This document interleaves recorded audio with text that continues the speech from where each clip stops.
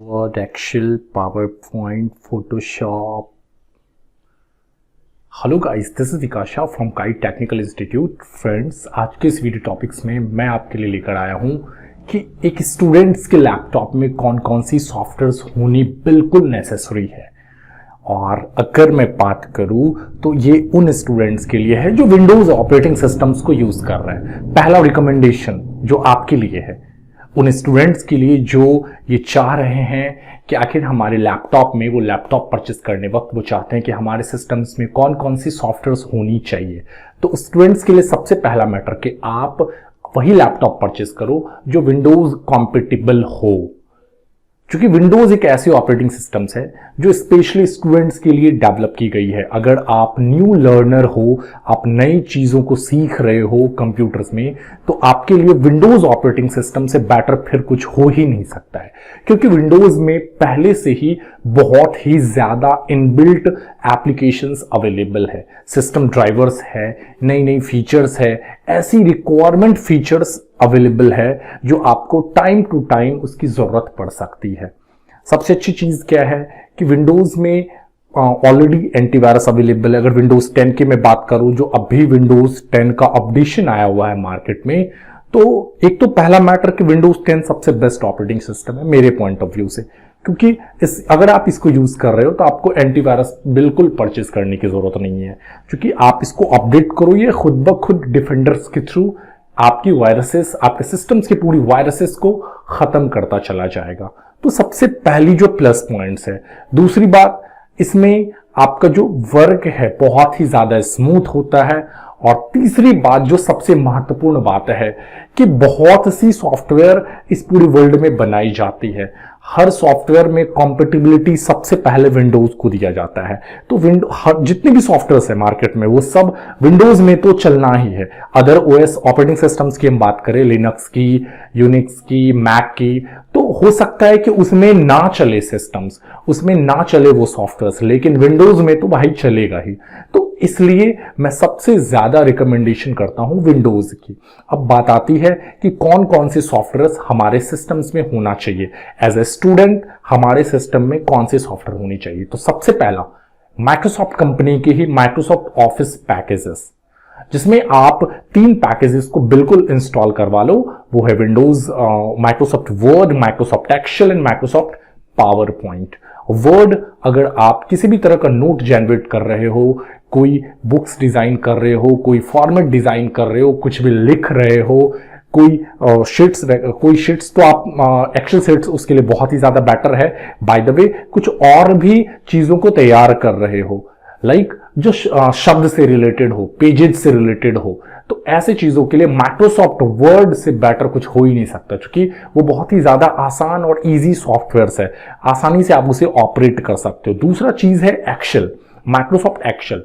अगर आप कोई भी वर्कशीट तैयार कर रहे हो, आप कोई चार्ट तैयार कर रहे हो, कोई टेबल बना रहे हो, स्टूडेंट्स की डेटा शीट्स वगैरह बना रहे हो, या आप स्टूडेंट्स हो, तो आपको एक्सेल सिखाया भी जाता है आपके इंस्टीट्यूशंस में, स्कूल्स में। तो ऑफिसेस के लिए बहुत ही ज्यादा वैल्यूएबल सॉफ्टवेयर, और स्टूडेंट्स को ऑफिस की नॉलेज होनी बहुत जरूरी है, माइक्रोसॉफ्ट ऑफिस की नॉलेज बहुत जरूरी है। और थर्ड जो बेस्ट प्रोग्राम्स है वो है पावर पॉइंट। अगर आपके स्कूल्स में, आपके इंस्टीट्यूशंस में, या कहीं आप धीरे धीरे आप प्रेजेंटेशंस कहीं देना चाह रहे हो, कहीं वैसे जगहों पे जहां पे आपको प्रेजेंट करने के लिए बोला जा रहा है, तो ऐसे सिचुएशंस में आपको प्रेजेंटेशन बनाने का जो मेन फोकस और मेन जो वर्क होगा वो पावर पॉइंट में होगा। तो पावर पॉइंट बेस्ट ऑप्शन है, मतलब पावर पॉइंट स्पेशली बनाया ही गया है प्रेजेंटेशन तैयार करने के लिए, तो पावर पॉइंट होना बहुत जरूरी है। नेक्स्ट जो मैंने रखा है वो है अडोबी का फोटोशॉप। फोटोशॉप आपने सुना होगा। अगर आपको अच्छी फोटो एडिट करवानी है, हम लोग मान के चलो फोटो एडिट करवाते हैं अलग अलग तरीकों से, अलग अलग जगहों पे, है ना। आप किसी भी ऐसे फोटोज को, नॉर्मल फोटोज को अगर कटा फटा पुराना फोटोज है, अच्छा क्वालिटीज के हमारे पास कैमरा नहीं है, फोन नहीं है, बट आप अच्छी क्वालिटीज का फोटो डिजाइन करना चाह रहे हो, तो फिर आपके लिए अडोबी कंपनी का फोटोशॉप सॉफ्टवेयर बहुत ही ज्यादा जरूरी है।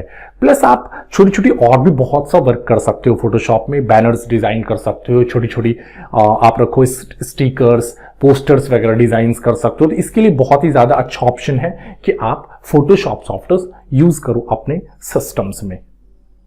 नेक्स्ट जो मैंने आपके लिए रखा है Acrobat reader, Acrobat PDF reader.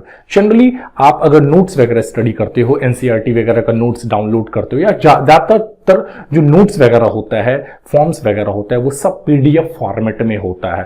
तो आपको पीडीएफ को रीड करने के लिए आपको चाहिए एक सॉफ्टवेयर, और वो कौन सा सॉफ्टवेयर है? Acrobat reader. तो आप एक्रोबैट रीडर अपने सिस्टम्स में जरूर रखो, जिससे आप कोई भी पीडीएफ नोट्स को पढ़ पाओगे, पीडीएफ का कोई भी डॉक्यूमेंट्स आप आसानी से उसको रीड कर पाओगे इस एक्रोबैट रीडर के through. By the way, Windows 10 में पहले से भी कुछ डिफॉल्ट प्रोग्राम्स इंक्लूड्स है जिसके थ्रू भी आप रीड कर सकते हो। बट अगर आप थोड़ा ज्यादा फ्लेक्सिबिलिटी चाहते हो, थोड़ी प्रिंट आउट की अच्छी फ्लेक्सिबिलिटी चाहते हो, ज्यादा आप ऑप्शंस चाहते हो, ज्यादा और भी आसान वर्क चाहते हो, तो मैं रिकमेंड करूंगा कि आप अपने सिस्टम्स में एक्रोबैट पीडीएफ रीडर आप लगा लो। तो ये बहुत ही अच्छी सॉफ्टवेयर है पीडीएफ को रीड करने के लिए।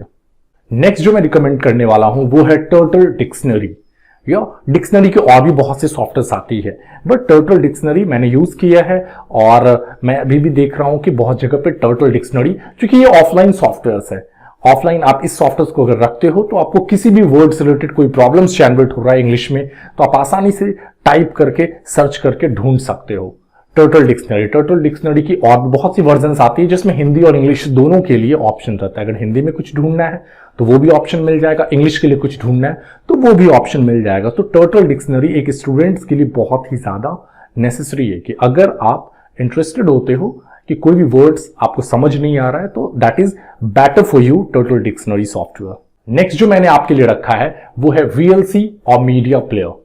जनरली किसी भी फॉर्मेट की वीडियोस आप कभी डाउनलोड करते हो तो MKV में होता है डाउनलोड, MP4 में होता है डाउनलोड, तो AVI फॉर्मेट में हो जाता है, या 3GP में, तो ऐसी बहुत सी फॉर्मेट वीडियोस की होती रहती है। तो अब ऐसे सिचुएशंस में आप क्या करोगे? अलग अलग वीडियो प्लेयर तो डाउनलोड नहीं करोगे, इसके लिए सिंगल वीडियो प्लेयर मैं आपको रिकमेंड करूं तो VLC। By the way, VLC best option है, फ्री ऑफ कॉस्ट सॉफ्टवेयर, आप आसानी से डाउनलोड करके इसे यूज कर सकते हो। इसमें आवाज भी इनहेंस करने की कैपेसिटी होती है कि आवाज अगर आपके लैपटॉप में कम है तो आप इसे इनहेंस कर सकते हो, बट ध्यान दीजिए 100% से ज्यादा आपको इसमें आवाज नहीं रखना है। अगर साउंड आप 100% से ज्यादा देते हो तो आपके लैपटॉप में इश्यूज आ सकते हैं। इसमें चूंकि 100% से भी ज्यादा साउंड देने की कैपेसिटी होती है, सो आप अपने उस सिस्टम्स में 100% से ज्यादा साउंड मत दो, नहीं तो स्पीकर्स आपका हो सकता है फट सकता है। ठीक है। नेक्स्ट मैंने जो रखा है गूगल क्रोम। इंटरनेट चलाने के लिए सबसे बेस्ट ऑप्शन है गूगल क्रोम ब्राउजर।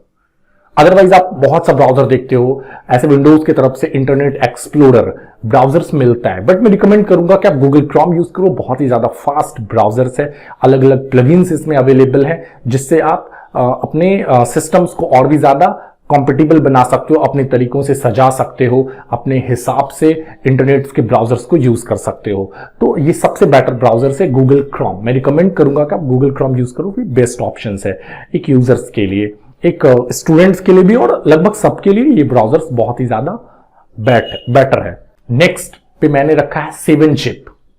7zip एक ऐसा सॉफ्टवेयर है जिसमें .rar फाइल्स को रीड करने का पावर होता है, .zip फाइल को रीड करने का पावर होता है। मतलब ऐसे ऐसे फाइल्स जो बहुत ज्यादा MB के हैं लेकिन वो कुछ MB में कन्वर्टेड है, तो उसको एक्सट्रैक्ट करने का पावर होता है। कुछ कुछ ऐसा सॉफ्टवेयर होगा, ऐसी ऐसी फाइल्स होगी जो आप जनरली नहीं खोल पाओगे, तो उसको खोलने के लिए एक सपोर्टेड सॉफ्टवेयर चाहिए जो होता है 7zip। मात्र 4 से 5 MB की सॉफ्टवेयर होती है, फ्री ऑफ कॉस्ट आपको मिल जाता है इंटरनेट पे।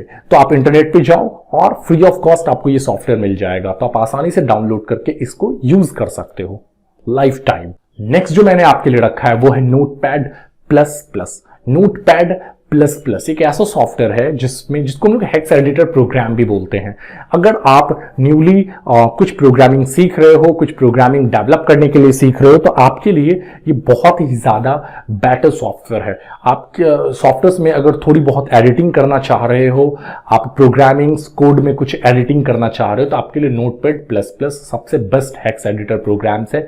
अभी तक का कुछ MB का सॉफ्टवेयर होता है, फ्री ऑफ कॉस्ट है, सबसे अच्छी चीज है, और ये आसानी से किसी भी वर्जन्स में कॉम्पेटिबल होता है। कोई भी विंडोज में आप इसे चला सकते हो। आपको इसके लिए कोई स्पेशल सिस्टम लेने की जरूरत नहीं, बहुत ही ज्यादा पावरफुल सिस्टम लेने की जरूरत नहीं है। इवन कि मैं भी अगर वेबसाइट डेवलप करता हूं तो मैं भी नोटपैड प्लस प्लस ही यूज करता हूं कोड को एडिट करने के लिए। नेक्स्ट जो मैंने रखा है पाइथन।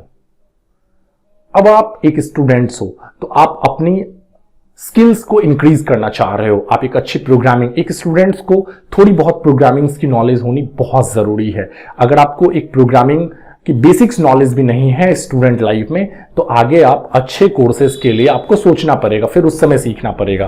तो ट्राई करो कि अभी से आप कुछ ना कुछ प्रोग्रामिंग सीखो। आप अपनी प्रोग्रामिंग स्किल्स पाइथन से स्टार्ट कर सकते हो, जिसमें कुछ कंपाइलर्स आता है। पाइचार्म को मैं यहाँ पे नंबर 1 पे रख रहा हूँ, पाइथन का पाइचार्म। तो जनरली ये सब कंपाइलर्स को यूज करके आप पाइथन को सीख करके आप अपनी स्किल्स को इंक्रीज कर सकते हो नए एज अ डेवलपर। और आप कल के डेट में अगर सॉफ्टवेयर वेबसाइट्स बनाना सीखना चाहते हो तो आपके लिए थोड़ी बहुत प्रोग्रामिंग कोडिंग की नॉलेज होनी जरूरी है। और नंबर 10 पे मैंने रखा है सी कंपाइलर। अगर आप पाइथन से स्टार्ट नहीं करना चाह रहे हो अपना वर्क, आप प्रोग्रामिंग इन सी, तो सी भी एकदम बेसिक कोर्सेस होता है। मतलब आप रखो कि ये जो कोडिंग होता है, बेसिक्स प्रोग्रामिंग होता है, उसकी ये बेस है, स्टार्टिंग है।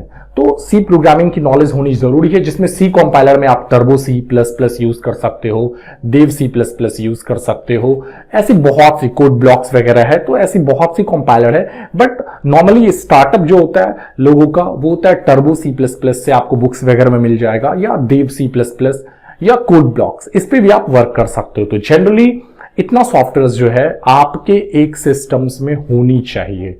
आप एज ए स्टूडेंट आपके पास ये सारी सॉफ्टवेयर होनी चाहिए। अगर जब कभी आप लैपटॉप परचेस करो तो इतना सॉफ्टवेयर अपने सिस्टम में रखो, क्योंकि आपको as a educationally, as a professional work आपके एज तक के लिए ये इनफ हो जाता है। और आप इसमें लगभग उतना काम कर पाओगे जितना आपको जरूरत है। बाय द वे, रिक्वायरमेंट के हिसाब से आप अपने सॉफ्टवेयर को और भी ज्यादा इंक्रीज कर सकते हो, सॉफ्टवेयर की क्वांटिटी बढ़ा सकते हो, और जैसे जैसे रिक्वायरमेंट आपकी बढ़ेगी वैसे वैसे आप अपने हिसाब से सॉफ्टवेयर को भी बढ़ाते चले जाओ। तो फ्रेंड्स, आई थिंक ये वीडियोस आपका क्लियर हुआ होगा, आपको समझ में आया होगा कि स्टूडेंट्स के लिए कौन कौन सी सॉफ्टवेयर जरूरत है।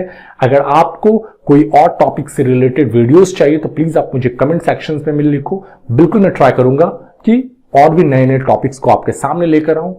और अगर ये वीडियो आपको पसंद आया हो तो प्लीज आप शेयर करो, लाइक करो, और ज्यादा से ज्यादा सब्सक्राइबर को इंक्रीज करने में मदद करो। Thank you.